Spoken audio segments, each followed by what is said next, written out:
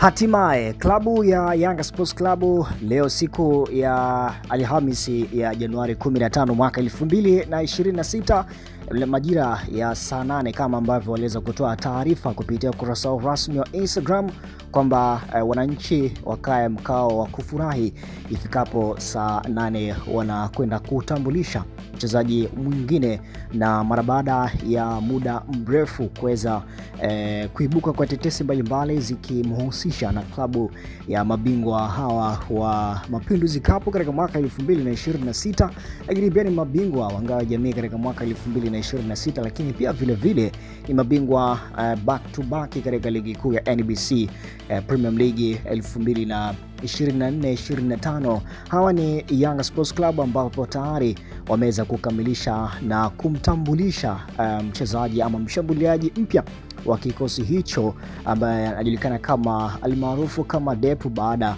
ya Club Young Africans kuachana na Andy Boyeli, moja kati ya washambuliaji ambao pia baada ya kuweza kutoa Young Africans pia ameweza kuondoka, na yeye akaweza pia kufunga baadhi ya magoli machache katika michuano yote ambayo Young Africans imeweza kushiriki katika upande wa ligi kuu na mashindano mengineyo. Lakini huyu ni Depu, lakini raia kutoka kule nchini Angola, ambapo tayari yeye ni jina lake kamili alilopewa na wazazi wake ni Laurindo Dilson Maria Aurielo almaarufu kama Depu, wengi tukimfahamu hivyo.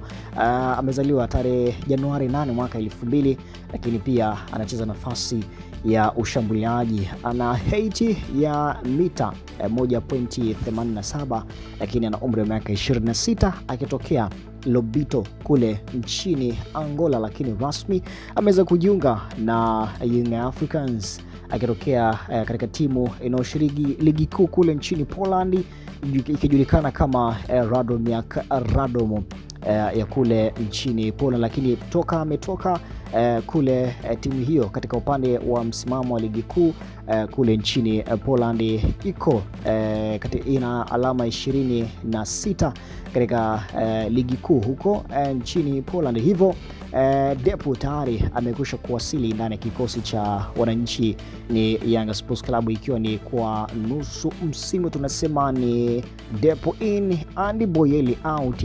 Depu ni mshambuliaji mpya wa kikosi cha wananchi ni Yanga Sports Club. Maoni yako ni yapi baada ya usajili huu kuweza uliofanyika na Yanga Sports Club? Tuandikie maoni yako chini ya video baada ya kumtambulisha Depu kutoka kule katika ligi kuu kule nchini Poland.